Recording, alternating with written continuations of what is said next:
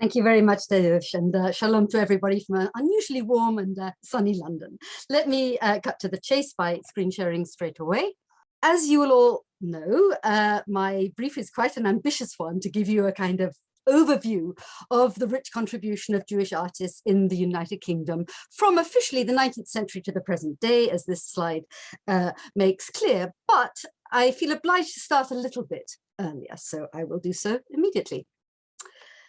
Interestingly, certainly to me as a woman, it is in fact a woman, a Jewish woman artist, who is the first figure we know to have been A, a professional artist, and B, unambiguously Jewish in British cultural history.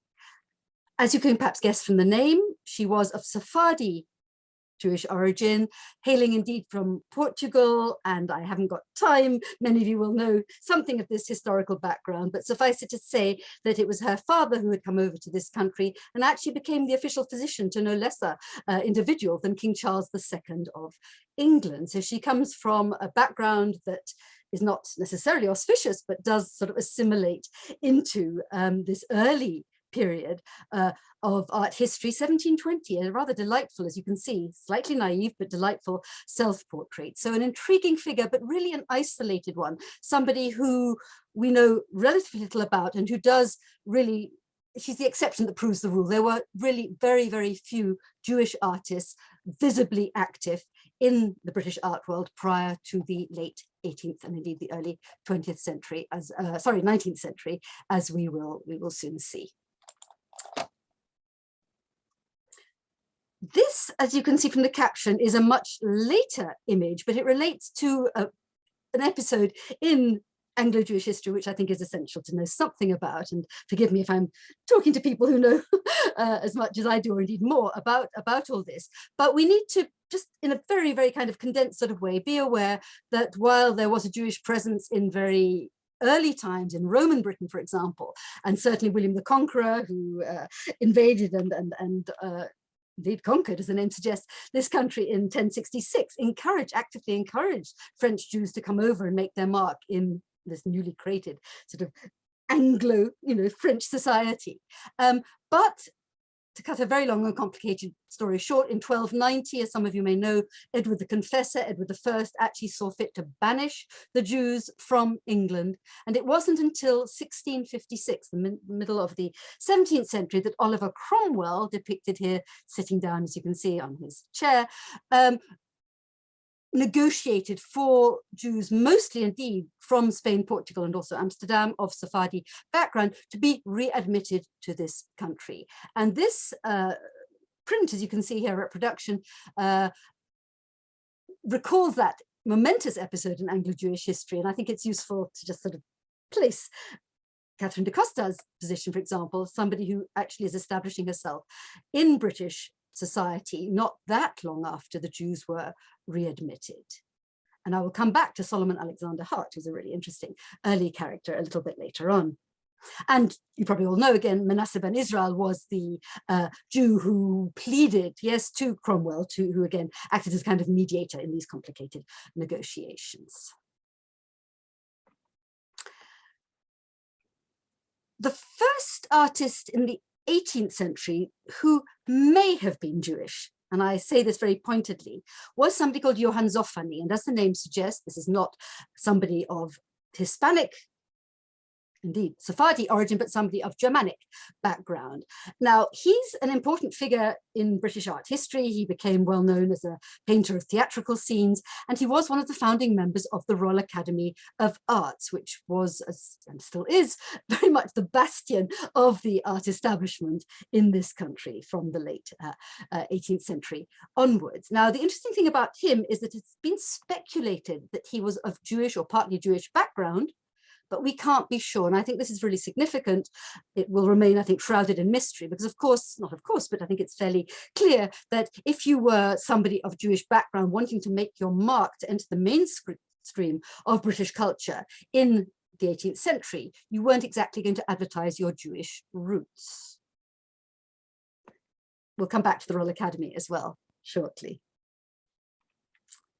So, okay, in fact, we will straight away, because this is a portrait, as you can see, by Solomon Alexander Hart, the creator of the print I showed you a few minutes ago. Interesting for all sorts of reasons.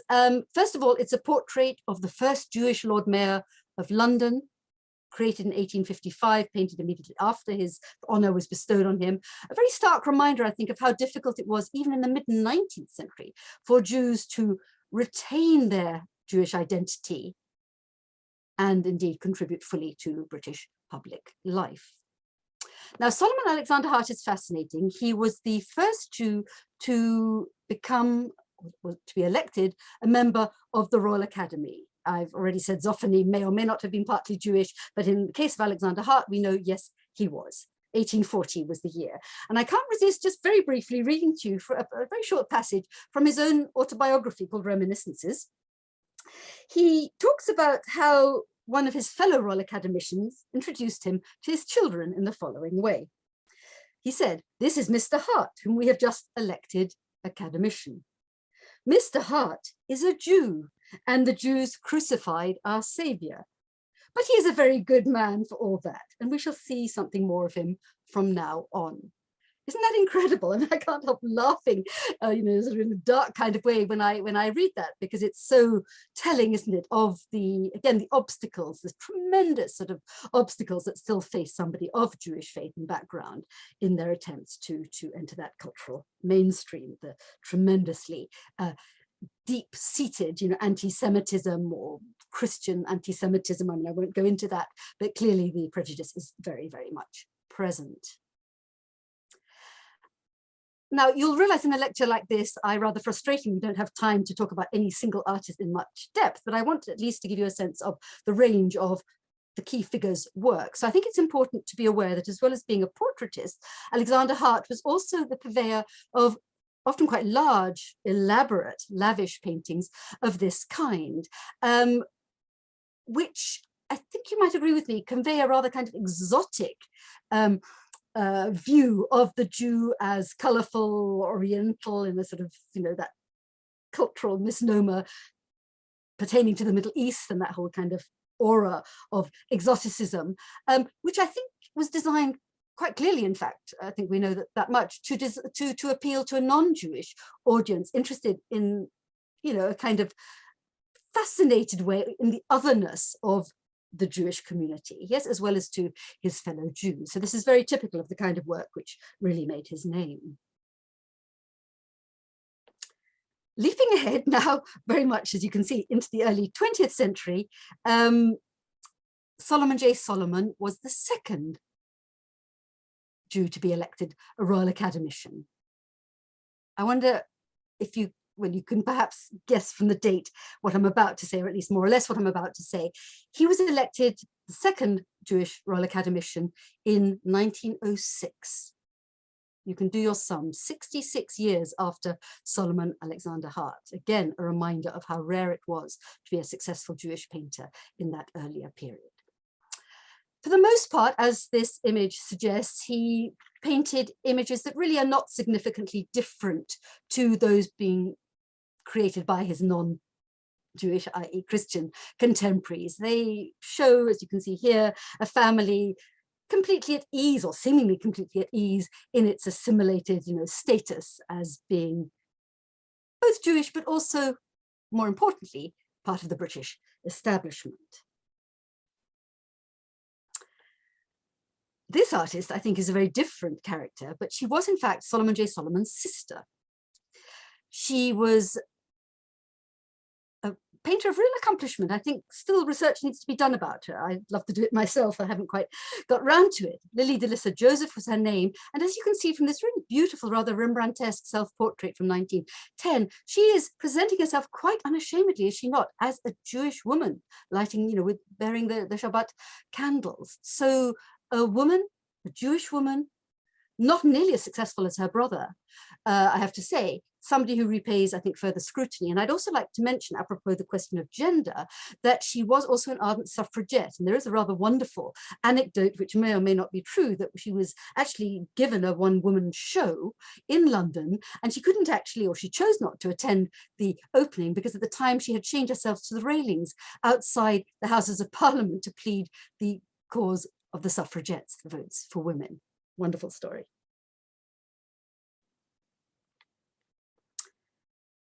As well as Solomon J. Solomon and Lily Delissa Joseph, I'd like to mention another small group of artists. Now, there are not many Jewish artists in the 19th century. I think, the ones I'm mentioning are certainly the most important, but there are not that many to choose from. It changes, of course, in later years.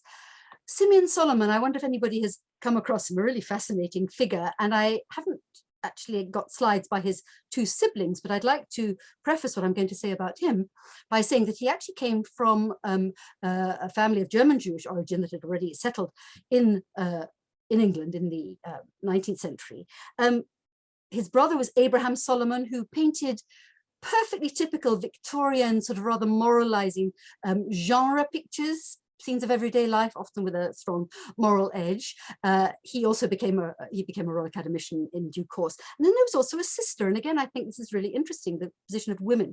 It's something we can talk about if there's time later on. Rebecca Solomon, who was perhaps not as distinctive a painter as her younger brother Simeon, but certainly a talent to be reckoned with. So not just one, but three artists in a single Jewish family.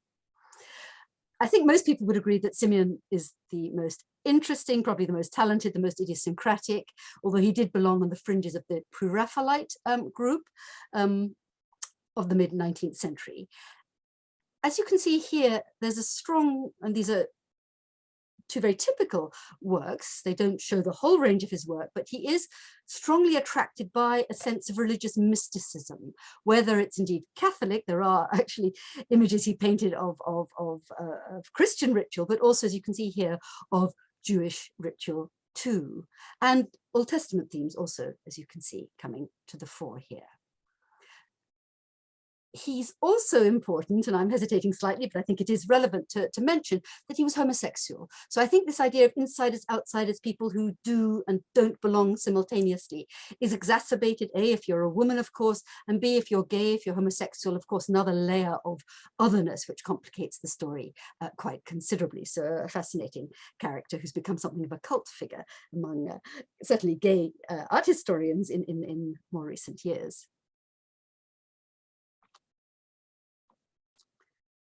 Moving more firmly now into the 20th century, William Rothenstein is a key figure. He was actually born not in London, but in Bradford in the north of England to a prosperous merchant family, again of German Jewish origin. And I think you can see, looking at this work, that as we saw perhaps with the Solomon J. Solomon, these are images of assimilated Jewish life, aren't they? Which don't really stand out very much from similar images painted by non-Jewish artists of a similar period. In fact, this painting actually shows two members of his family. I think his sister and his wife, if I remember rightly. But that's not the whole story. So on the one hand, Rothenstein's assimilated as an artist and indeed as a cultural figure. He mixes with the great and the good in British sort of cultural circles. And then look, how different is that? Again, I don't have time to go into details, but suffice it to say that he's in this period around 1907, he becomes quite suddenly, unashamedly fascinated by the scenes of Jewish prayer and ritual that he actually observed at first hand in the East End of London. Because if you look at the date, something very different is about to take place in terms of British cultural history. And I'll come back to that in a minute. Some of you will, I think, already know what I'm getting at here. So here is Rothenstein, the kind of the archetype of the assimilated Jewish artist, saying, well, actually, this fascinates me. My identity is not quite as simple or straightforward as perhaps I thought. I should also add that he became a mentor. He actually set up something called the Jewish Educational Aid Society and became a mentor, and indeed helped give practical support to quite a number of the key early 20th century figures I'm about to look at in a minute. One of them is this remarkable artist who actually most unusually for the generation which is sometimes called the Whitechapel Boys, those artists who emerged from humble Yiddish-speaking often impoverished backgrounds, mostly in the East End of London, in Whitechapel, but not only, also in Glasgow, Manchester, Leeds. In fact, Jacob Kramer was initially, he grew up in Leeds. He's actually unusual because his father, who came from Ukraine, was actually an artist for the most part. The artist I'm about to talk about came from environments, milieu, where the very notion of being an artist was totally alien. But nevertheless, I put this Kramer on, partly because it's a wonderfully, I think, wonderfully vivid, starkly geometric and stylized image. But look how different it is to the realism, the naturalism of the Rothenstein work. And, not that many years apart, a much more stylistically self-conscious work, taking heed of the experiments that were taking place in avant-garde art in Britain in the early 20th century. And I'll come back to that also very shortly. For those of you, well, think Lower East Side and other places besides in Manhattan, but just a kind of medley here of period photographs of the Whitechapel area, the East End of London, from which most of the artists, the so-called Whitechapel boys, sort of hailed, grew up, rebelled against, and yet felt loyal to simultaneously. Yiddish speaking, as you can see, overcrowded, not perhaps terribly hygienic, but sort of lively and very sort of politically left-wing unions. Look at the unions there, sort of environment. St. Petersburg restaurant, with sort of strong links, of course, to the countries of Eastern Europe and Russia, from which they had escaped to the safety and greater security of this country. It wasn't on the scale of American emigration, but you're probably aware that in the late 19th and early 20th century, a very considerable number of Jews from that background escaped from the pogroms of that part of the world and came indeed to England. And really what's important here, it's the first mass migration actually in British history to some extent. I mean, you've got the Huguenots in the 17th century and beyond, the French Protestants, but certainly in terms of Anglo-Jewish history, this is the first mass migration. Of course, that makes a huge difference. What we've been talking about previously have been, sort of fairly isolated figures, not part of communities that have emigrated on any great scale. Notice also on the bottom left-hand corner, the Pavilion Theatre. This was perhaps, yes, impoverished. It was a tough life, but it was also culturally, of course, extremely rich. And then by way of contrast, this building's still there. It's part of University College in the centre, very centre of London in Bloomsbury. But the Slade School of Art, which indeed still exists and flourishes to this day, was, if you like, the kind of artistic breeding ground for the likes of David Bomberg, Mark Gertler, and indeed Jacob Kramer as well. And I just put this on really as a sort of a visual prompt, just imagine the difference coming from this kind of milieu to the neoclassical grandeur, of the West End as opposed to the East End. The culture shock was really extreme, and that whole process of acculturation and assimilation, of course, is a fascinating one. Now, I'm almost spoilt for choice here, because what we're beginning to see in the early 20th century is an ever-growing number of truly talented artists who do make an indelible mark on British visual art. So I'm just going to concentrate, apart from having briefly mentioned Kramer, to concentrate on just one or two. Starting with David Bomberg. From a humble, his father, I think, was a leather worker from Eastern Europe. These are artists actually born, for the most part, in a Yiddish-speaking, but a UK milieu, yes, whether it's Whitechapel or elsewhere, who really kind of strain at the leash, if you like. They wish to belong, they wish to enter the cultural mainstream, and yet they're constantly being seen as outsiders. They're constantly, in a sense, getting into trouble. Bomberg was not an easy character, and I think that didn't help either. He was, as you can see here, a very, very accomplished draftsman. And I think this is quite important, because what we're looking at here, we'll see, in a minute, is an artist who chose to go very, very radically geometric and avant-garde around this very time. And yet, as this self-portrait shows, he was, when he wanted to be, a very skilled naturalistic artist, with a suitably quizzical, I think, expression on his face. So look at this again. As I say, these are, it's just one or two images to whet the interest. But here he is around the same time. Look at this, and it was this kind of work that made him, for a short while, absolutely a pivotal figure in the British avant-garde, a small but vociferous and conspicuous group of artists who were often known as the Vorticists, who espoused Cubism, coming of course from Paris, but made it their own in a more British context. Hard to read, the mud bath, these very, very pared down geometric figures. If I tell you that actually one of his inspirations was actual mud baths in the East End of London, I think this throws a different light, doesn't it, on this image, which without that knowledge actually seems completely divorced from anything Jewish.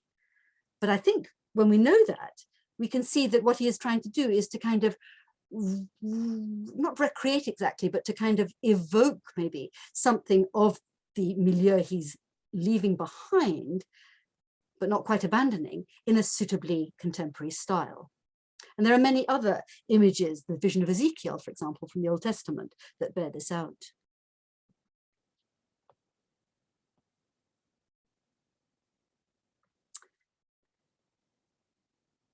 His is a fascinating career, so I must keep it brief. He actually went to Palestine. He had this brief moment of being hailed as a radical innovator. He then rather falls from favor, and he ends up in fact going to Palestine and producing, as you can see here, some much more naturalistic, again, reverting to a much more naturalistic sort of style of landscapes of the Holy Land, which apparently met with a favorable reception from the British mandate individuals, in residence at the time. He comes back to this country, never finds the kind of status that he'd acquired briefly just before the First World War, but actually does become an important teacher, which again I will come back to later. So not entirely ignored. And I want to just also show you one of his very, very latest work, which I think is absolutely fascinating. In the last decade or more of his life, he turns to a kind of expressionism, which has often been seen as a quintessentially Jewish way of making art in the Paris context. I mustn't digress too much, it's a subject in itself, but here he is, this sort of deeply emotional, introspective self-portrait, which he also calls Hero Israel, from the Shema, of course.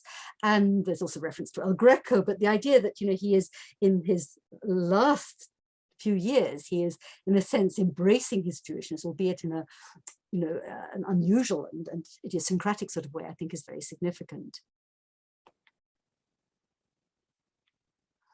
The other, I think most people would agree, really major talent from this Whitechapel generation is Mark Gertler, parents from Galicia, originally in Eastern Europe, of course.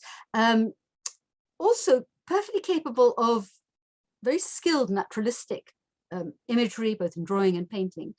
Gradually, again, around the same sort of time, he doesn't go abstract or nearly abstract in the way that his friend Bomberg does, but he does, as you can see, depict Jewish subject matter in a, I think, quite self-consciously primitivizing sort of way, to stress the kind of earthiness, perhaps, the kind of ancientness of the race and the environment from which he's emerging. And there are many images to bear that out. This, I think, is a particularly poignant one, a kind of ambiguous relationship between the two figures, very much a tension, implied tension between tradition and the future. One of his best known works is this one here, which now belongs to the Tate, an extraordinary work. It has nothing whatsoever directly to do with his Jewish background. He too goes to the Slade, he gets taken up by the Bloomsbury set, becomes, the kind of darling of that rather elite, cultural group. This painting is, I think, and it's very huge if you haven't seen it at all, massive, again, expressionist in the extreme, a kind of frozen scream of horror. Look at the date, obviously a reference to the First World War. He was in fact an ardent pacifist. Without going into detail, I'd also like just to add that D.H. Lawrence, who knew and admired Gertler well, actually described this painting in really very positive terms. But one of the things he said is that only a Jew with his consciousness of centuries of suffering could produce such a work. So I think this is interesting, isn't it? That even when there is no explicit Jewish content in a work by a Jewish artist, others will perhaps perceive it as somehow expressive of the artist's religious background. Jacob Epstein is another major figure. He in fact hails from America, from Eastern European immigrant parents. He actually produces some wonderful drawings of the Lower East Side in Manhattan, which I'm not going to show you because they are of America rather than London. But it's worth noting that the money he got for those illustrations that actually appeared in a book enabled him to come first to Paris and then to London, which he made his home. And he again is a fascinating figure, a complex one, constantly provoking controversy through his lifestyle to some extent, but above all through the kind of work that he produced throughout a long and indeed illustrious career.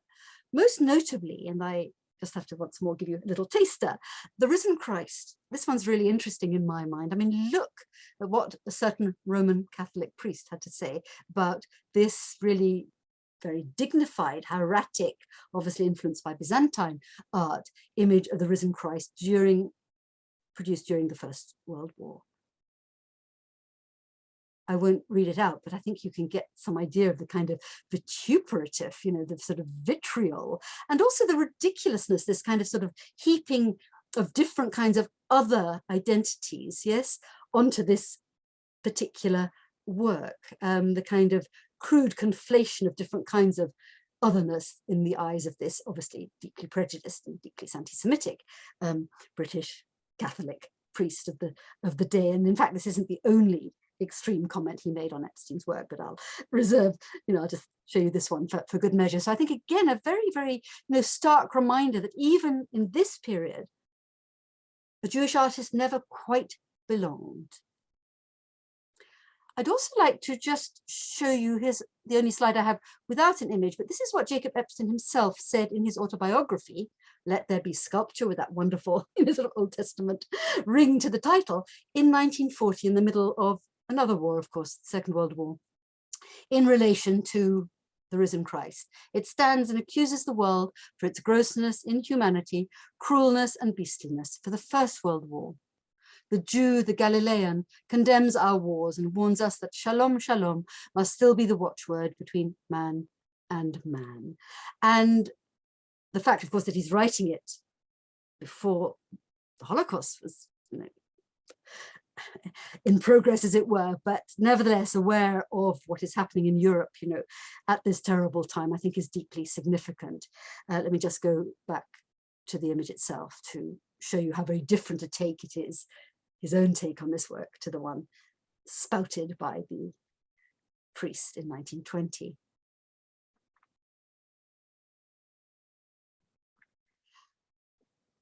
And moving now to the darkest period of European history, which of course is reflected in British culture as well.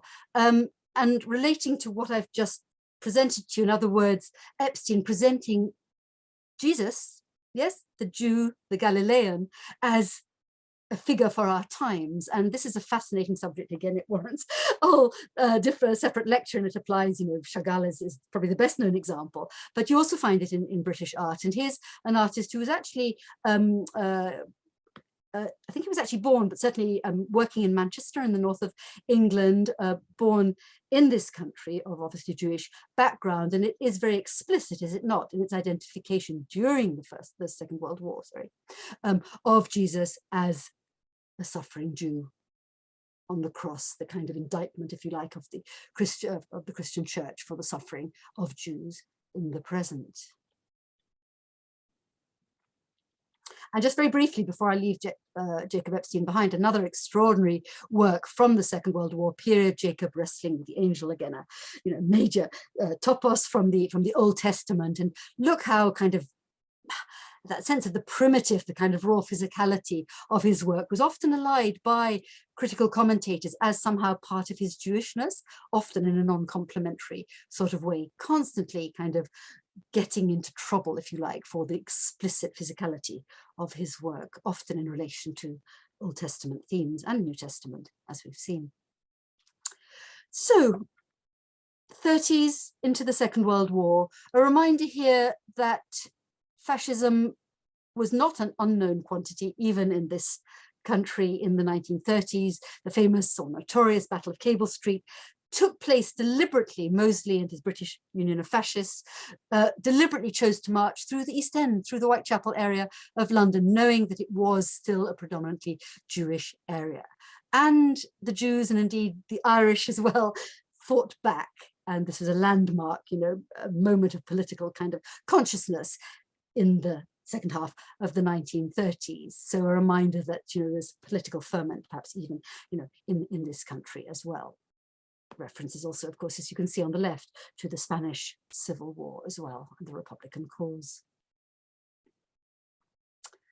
So I now come to a selection of work which brings me to the Insiders Outsiders project that Tadeusz mentioned I've been responsible for. In other words, focusing on those who came as refugees to this country as a result of Nazi persecution, not just from Germany, of course, but from Austria, and in due course from Hungary, Czechoslovakia, and other countries besides, of course. So let me just give you a flavor of the contribution, the nature of their experiences. John Hartfield, interesting. I remember when I was a student, I had absolutely, you know, I knew he was a really important innovator. He was the founder of sort of introduced the whole technique of political photomontage, but I had absolutely no idea that he was Jewish. And even now, I think most people don't even realize that. He was a communist, and I think it's certainly true to say that his communism took priority in his own mind's eye over his Jewishness, but he was an ardent anti-fascist.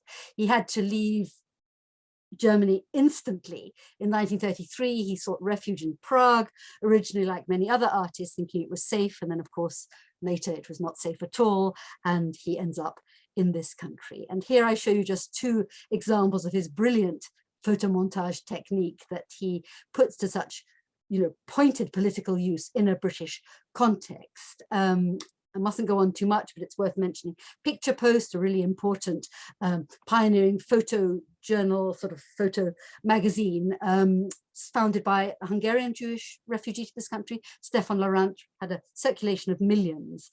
So Hartfield is working for that outlet. He doesn't find it that easy. Most people in this country find his explicit political commentary perhaps a little bit too hard-hitting, but nevertheless, he's a truly significant figure in this context of warning the Brits, yes, about the dangers of fascism and of Hitler in particular. Another artist of German Jewish background who comes to this country, a series of lino cuts that he does during and after the war, I think very, very telling. Look at the top there. Clearly, these are angry, deliberately crude, anti-fascist propagandist images showing the Nazi leadership in all its ugly, dangerous, you know, sort of, what can I say, sort of, yeah, ugliness is really the only word I think that is appropriate here. Absolutely, you know, no doubt at all where his sympathies lie.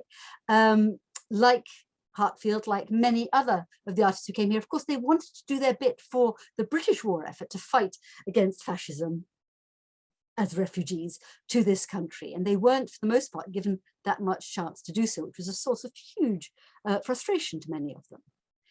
And it's even more complicated than that, because those of you who know something about British Jewish World War II history may know what the images on the bottom refer to.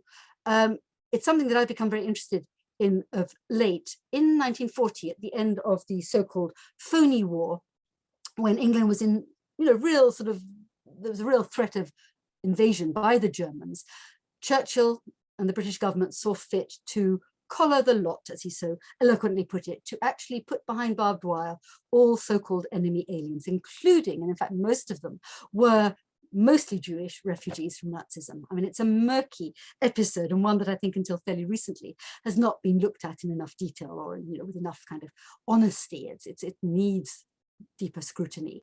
So what we have on the bottom there is Hermann Fechenbach, just, you know, really, again, heart on sleeve, sort of showing, depicting his, or expressing his dismay at being put behind barbed wire, craving freedom, but for a while at least, having to remain there. Here's a wonderfully vivid example of actually a very successful and well-known graphic designer, a reminder that we're not just talking about painters and so-called fine artists here, who did indeed do a huge amount for the British war effort. I think, you know, this image is totally self-explanatory, as any good piece of propaganda must be. F.K. Henrion, again, from Germany. Moving though now to the fine arts, I start with somebody called Harry Weinberger, who I had the great pleasure of meeting in his very later years. Look at the contrast between these two images. I think, again, it's quite self-explanatory, isn't it? A view from where he lived in the Midlands in this country, and on the right, a work by an artist, and they are different in date, but believe me that Harry Weinberger was producing images of a very expressionistic nature, like the one on the left, actually much earlier than 1965. And indeed, William Coldstream carried on producing images like the one on the right, way beyond the 1930s. But he was a very influential teacher, indeed, at the Slade School of Art, which I've already mentioned, and exerted really a very strong influence on many British artists of the time. How different they are. And it won't perhaps surprise you then to read what Harry Weinberger had to say about the difference between British, kind of conventional British art and the kind of art that he espoused. As much as I have an accent in my language, I have an accent in my painting. He retained, like many of them, a very strong German accent to the very end of his life. And then he goes on, in German art in our century, expression and feeling comes into it a lot, whereas mainstream art in Britain is more good taste and playing down feelings. The majority of British people find my painting too emotive, too direct. English art is refined understatement. Well, of course, that's a gross overgeneralization, but there is, as I think you can see here, a nugget, more than a nugget of truth in it, which goes to explain why many of these artists who come as refugees to this country don't, at first at least, find it that easy to, you know, assimilate, to kind of find a ready market for their work. Let me just give you very briefly a run through of some of the other artists of this sort of expressionist persuasion. Joseph Herman, of Polish, Jewish origin, a wonderfully evocative and, in a sense, timeless image of the anxiety of any refugee at any time needing to flee, but of course also very specific to its time and place. And interestingly, this is the work that Herman is best known for, both at the time, I think in the 1940s, and indeed since. He discovers after the war, having found out that his entire family had perished in the Holocaust, he finds solace in a Welsh mining village, South Wales, and he becomes known as the purveyor of these rather beautiful, often quite brooding images of the dignity of the working man. And I just show you this one here. And I think it's, you know, it's not far-fetched to suggest that he was looking and he found a kind of surrogate community in that mining village for the one that he had lost forever. A good friend of his from German Jewish background, Yankel Adler, produced during the war this incredibly poignant image, which is quite clearly a reference to both Adler and Herman, the orphans, both of them. The families were eliminated. Another work very briefly by Adler, which I think sums up very vividly the kind of psychological limbo in which refugees both then and now necessarily find themselves in that period of transition from one land, one culture to another. Hans Feibusch is interesting. These incidentally are all works owned by the Tate. So, you know, that's a measure in itself of a certain acceptance into the, you know, sort of the mainstream. Feibusch, again, deeply expressionistic, full of anguish.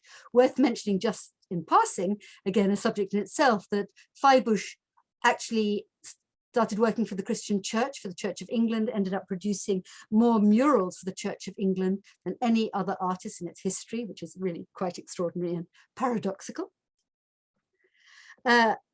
One of the really quite significant number of talented women artists who come as part of this 1930s generation of emphatically gendered, powerful image, I think, of, you know, image of the journey, the sort of journey over rough seas as a metaphor for personal and more collective experience as well.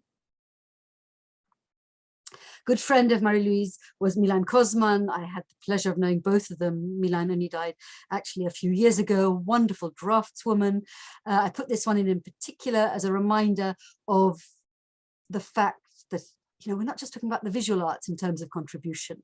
It's not on the scale of the contribution in America, but it's huge and immense and deeply enriching music, literature, you know, you name it, but perhaps music in particular, the Amadeus Quartet, as immortalized in this vivid drawing. And moving now towards an end, but not quite. What about the artists who came as children, as child refugees to this country? Some of them have become, you might say, the grand old men of British contemporary art. Frank Auerbach is in fact still with us, not in the best of health, but I believe still painting. Comes as a child refugee. His parents perished. Does he talk about it? No, he does not. He represses it. What can one say? It's his right to do so.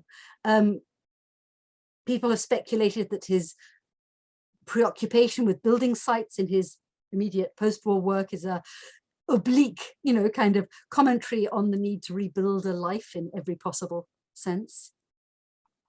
Lucian Freud, the grandson, as you may know, of the great Sigmund Freud, son of architect Ernst Freud, who also comes to this country.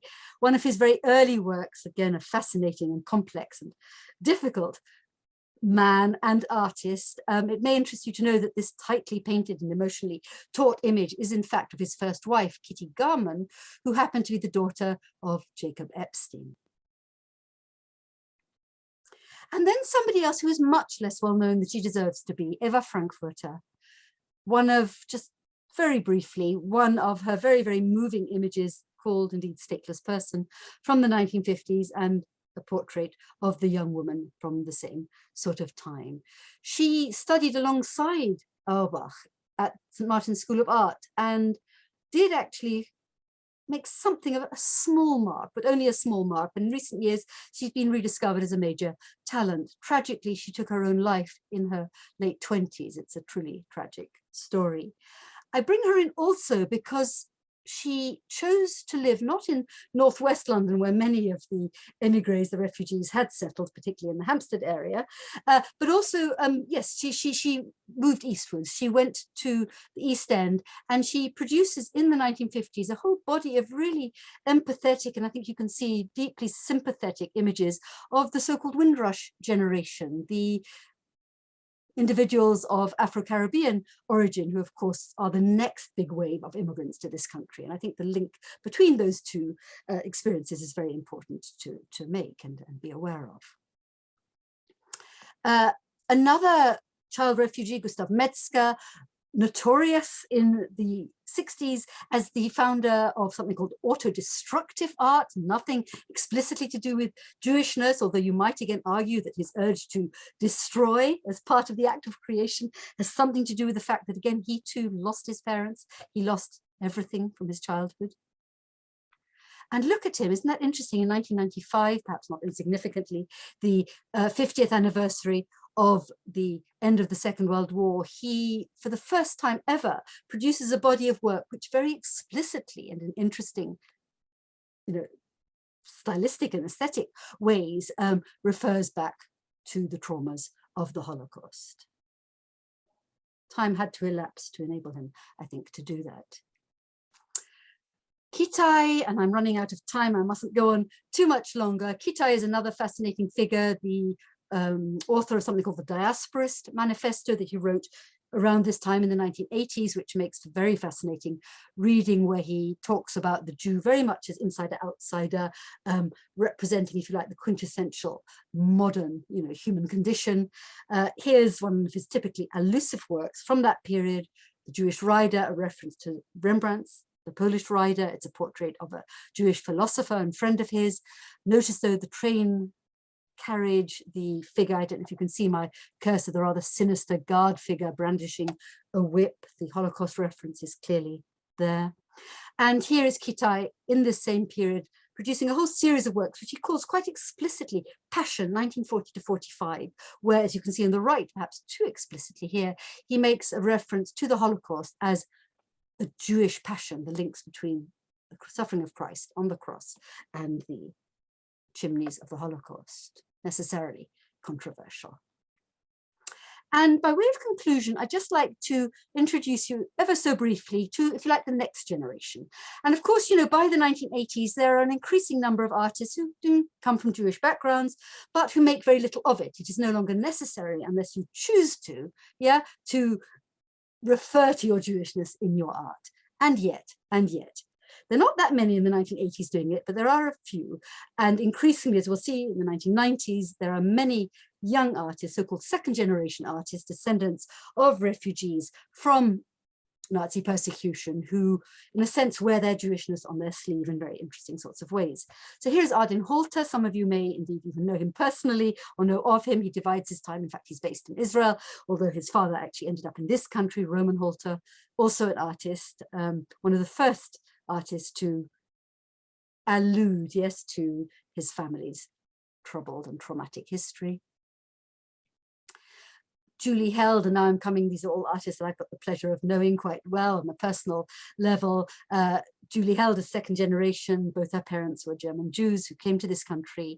These haunted, what can I say, dinner table scenes, you know, haunted by absence and indeed peopled by family members she actually never met. The one on the left, it looks, doesn't it, as though these are all based on actual people, but no, she is re-peopling, if you like, the family she lost. Again, I think interesting, particularly on the right there, sort of clearly using an expressionist idiom, highly emotional, to evoke the kind of sense of loss and anguish. Barbara Loftus, a very different kind of artist, but since the 1990s, absolutely obsessed, I think she herself would agree, with her excavating and evoking her mother's history as a German Jewish woman in Berlin. She has produced a number of series of works, but here's one which is one of my favorites, called quite simply A Confiscation of Porcelain. Lovely bourgeois German Jewish bridge party ruptured by a knock on the door. And I'm going to just take you through the next one as well. Almost like stills from a film, she tells the story through still images and actually also through film in some of her other work, of the day in just after Kristallnacht that the Gestapo came and confiscated her mother's family porcelain. And I think, you know, again, she's using metaphor, isn't she, in powerful, understated sorts of ways to create a sense of the trauma and rupture of the family history. More obliquely still, and I find this work very haunting, I have to say, Sarah Davidman, like Barbara Loftus, what's actually very interesting here is that often these artists are not fully Jewish. That's to say only one parent is Jewish, but I'm pretty convinced, you know, it's the Jewish that comes to the fore that tends to kind of preoccupy them most greatly. In Sarah's case, it's actually her father, not the mother. What this alludes to is the fact that after her mother's having to go to an old people's home after her father's death, she discovers a plait of her own hair that her mother had kept from the artist's childhood, and she unfurls it and she takes photogram images. Yes, it's a sort of innovative kind of photography of this plait unfurling, and it becomes almost a human form, doesn't it? But think of it, my name is Sarah Davidman, the Abraham and Sarah, yes, the branding of Jews in the Third Reich, the significance of hair, of course, also in the Holocaust. It takes on a deeply poignant, very personal, but I think actually wonderfully evocative, sort of disturbing aura. And lastly, concluding now with the third generation. This is an emerging generation. There is perhaps much more to come, but I think it's really important, and I think also to me gratifying, to be aware that there are very young artists, and Gideon Summerfield is only in his 20s, who's the grandson of a woman who came as a refugee, and he's done some wonderful portraits of his own grandmother. As you can see, he is a consummate draftsman. I mean, these are wonderfully vivid individualized portraits of Holocaust survivors from a whole series he did not very long ago called Legacy of Survival. So in other words, the impulse to remember, to recreate, to commemorate, to engage creatively and subjectively with a difficult past seems not to be going away anytime soon. And I'd like to end with one last image, which ends on a rather different note. This is Gideon again. He went to Calais, to the notorious jungle, a refugee camp in northern France a few years ago, as you can see, and he produced these vivid, these are sketches, they're not fully worked up images, but look at him, look at the kind of empathy and the kind of sensitivity with which he portrays contemporary refugees. And I think, again, to me, it's a gratifying thought. And he's not the only one. It's something I've been aware of also with the second generation artists that I've had the pleasure to know, that actually many of them, most of them, have this strong sense of a kind of moral responsibility to empathize with and indeed to depict and indeed in many cases to give practical help to refugees in the present as Jews aware of their family histories. Thank you very much. I'm sorry I've gone on a little bit longer, but I hope we now have some time for discussion. I'll stop screen sharing, and if you have any questions or comments, I'd be very happy to hear them. Thank you, Monica, for this really incredibly fascinating lecture. Lots of incredible images as well. Yes, we do have a few questions, and I also ask other people to write if you have any more, so please write them. Otherwise, I can also unmute you later if we will have time. So let's start with Sandy Wasserman, and she's asking, where are any of these paintings available now, privately owned? I was specifically wondering about Solomon Alexander Hart's, of the London Mayor of London. Is there any further information about what occurred after the short, rather anti-Semitic trope in the comment said when he was introduced? Right, okay, not to my knowledge, although I must confess I haven't read the memoir. It's something I should definitely do.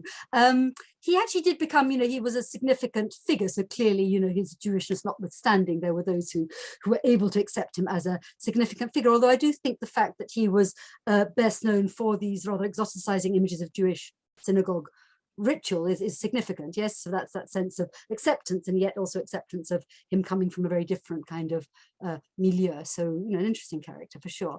Where the work is, it's in the Jewish Museum in London, various other kind of civic settings. I'm not sure.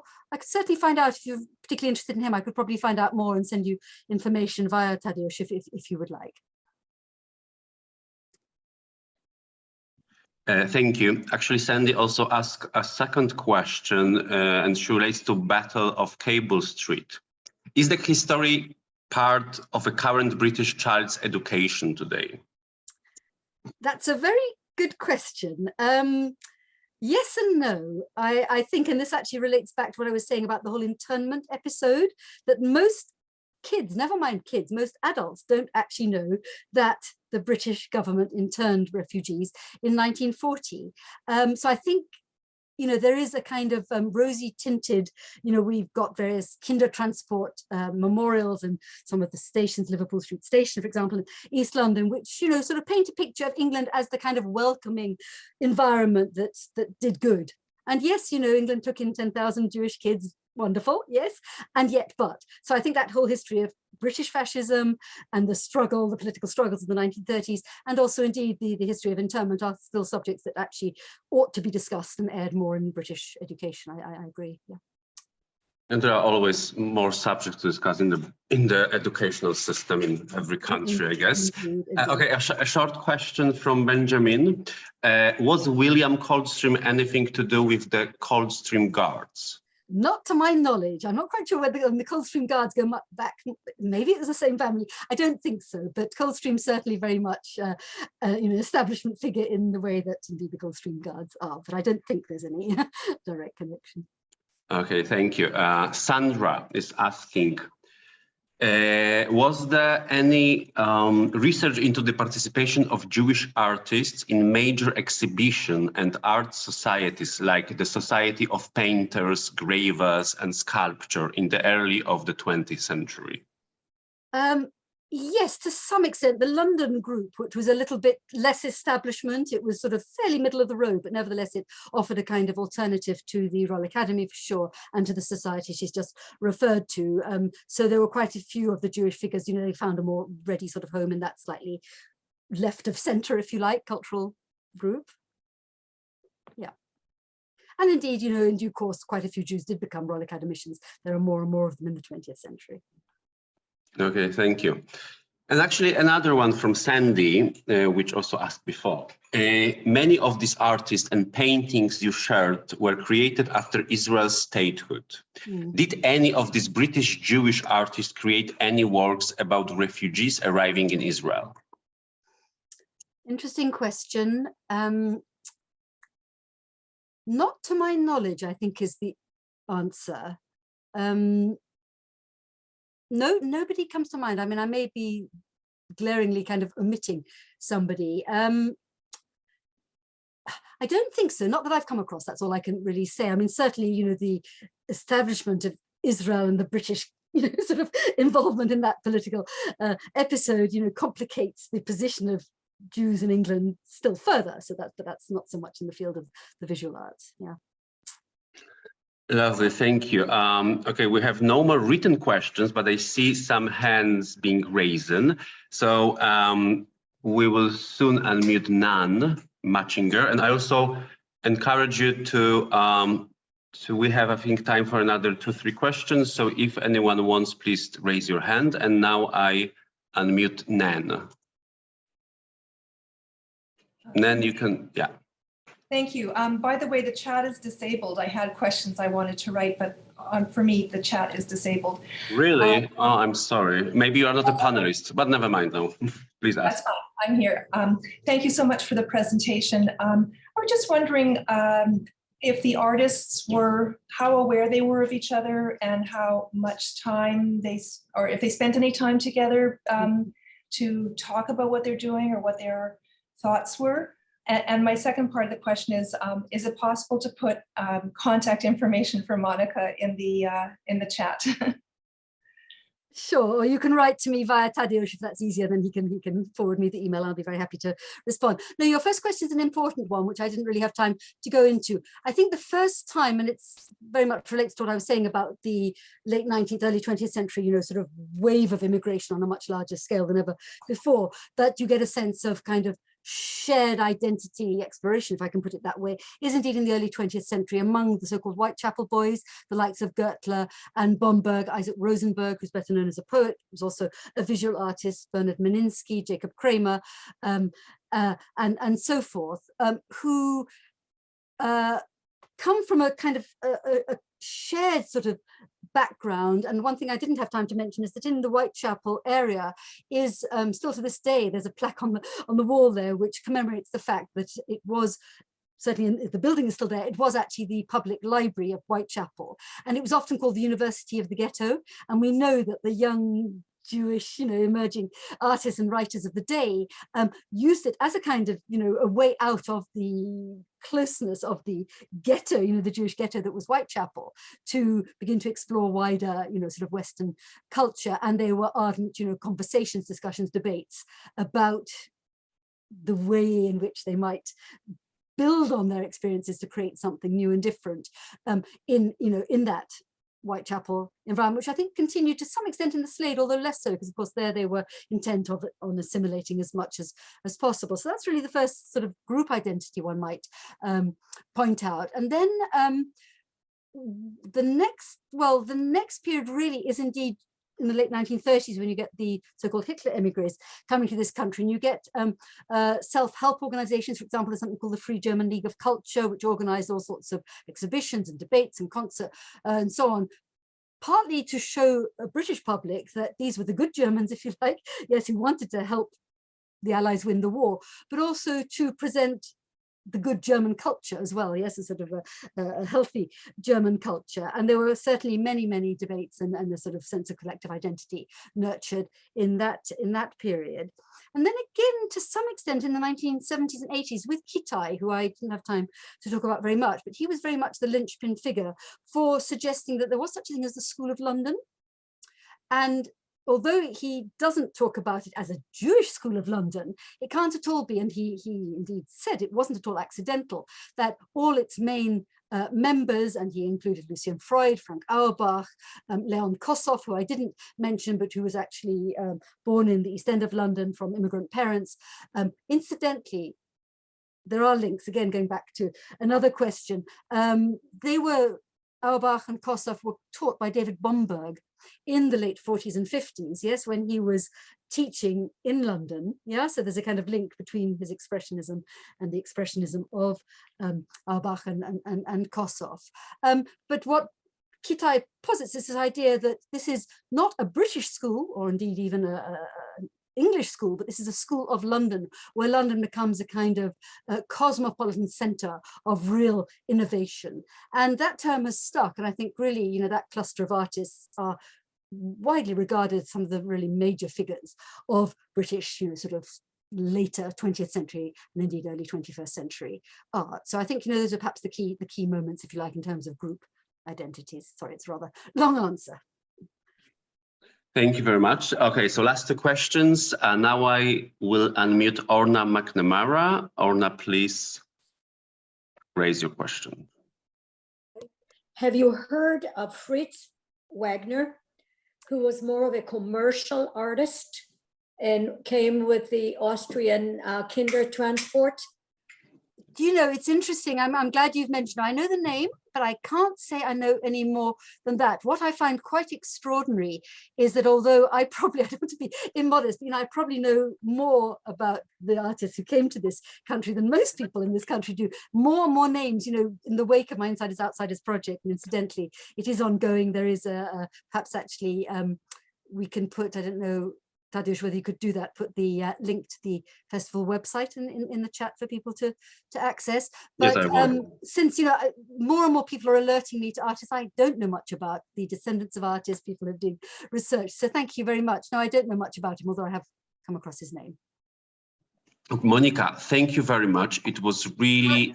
Tadeusz, I'm going to interrupt you very rudely because I noticed that Orna has her hand up again, but also would you mind being kind enough to put the Insiders Outsiders Festival website up as well as the book? Because they are two separate, they're related, but they're two separate things. Would Orna like to ask another question? Hello, thank you for letting me jump in last minute. I'm interested in the women artists in the mid 19th century, because that's quite unusual. I mean, there was women in the pre-Raphaelites, but they were on the sidelines. Is there a distinctive Jewishness or Jewish feature about those artists being artists? I think the simple answer is not. I think, as I did mention briefly in my talk, that the fact that they were both Jewish and women, in other words, a double whammy, you know, sort of set of obstacles to overcome to become professional artists, is actually nothing short of extraordinary. I mean, there are a few examples like that lovely image of Lily Delissa Joseph, if you remember, holding the two Shabbat candles, where, you know, reference is made explicitly to their Jewishness, but for the most part, not. And yet I think they do deserve to be seen, you know, both as part of this kind of wider subject of women artists in the 19th century who did establish themselves as professional against all the odds, but also as a kind of important subsection, if you like, of that. And, you know, some research has been done, but perhaps not quite enough, I would suggest. So maybe you'd like to pursue it further. Thank you, Monica. It was really fascinating lecture, lots of information, lots of incredible images as well. Thank you to all of the audience for the questions you asked, and hope we'll have another occasion in the future. Thank you for inviting me. It's been a pleasure. Thank you.